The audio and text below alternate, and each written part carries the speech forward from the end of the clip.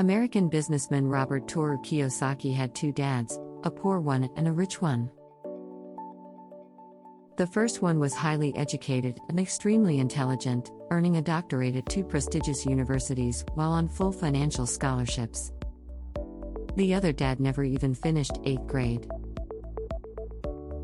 While the first dad believed that the root of all evil is the love of money, the second claimed that the root of all evil is, in fact, lack of money, so he strived to earn as much as possible. Instead of working hard for it, he devised ways to let money work for him. Lesson number 1: The rich don't work for money. Kiyosaki wanted something better, so he asked his best friend Mike if he could arrange a meeting with his father. He was an owner of several warehouses, a construction company, a chain of stores, and 3 restaurants, so he had to know a thing or two about making money. At the meeting, Mike's father didn't waste any time to make Robert a simple take it or leave it offer: "You work for me, and I'll teach you."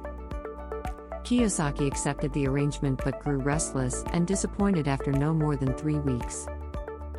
Not only was he working for peanuts, earning mere 10 cents an hour, but, also, he hadn't learned anything. So, he decided to confront Mike's father and ask for a raise. Little did he know then that he had already absorbed the first lesson: life pushes everybody around, but while the poor give up or push back against their bosses, the rich use the pushing to change and grow into a better version of themselves. This was only a part of the first lesson. The second part was even more important. Most people accept working for 10 cents an hour instead of getting angry about it. The reason? They prefer the safety of a regular paycheck instead of the risk of following their passions, which are anger and love combined. The fear of not being able to pay their bills is what keeps most people working at a job. Rich people are rich because instead of choosing to work for money, they have money work for them. And that brings us to the second lesson. Lesson number 2: Why teach financial literacy? Many people say, "Oh, I'm not interested in money." And yet, they'll work at a job for 8 hours a day to earn it.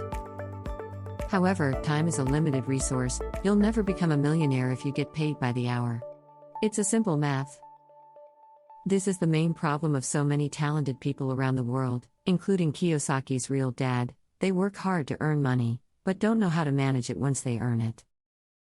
What is missing from their education is not how to make money, quips Kiyosaki, but how to manage money. For this reason, financial literacy should be a compulsory subject in school.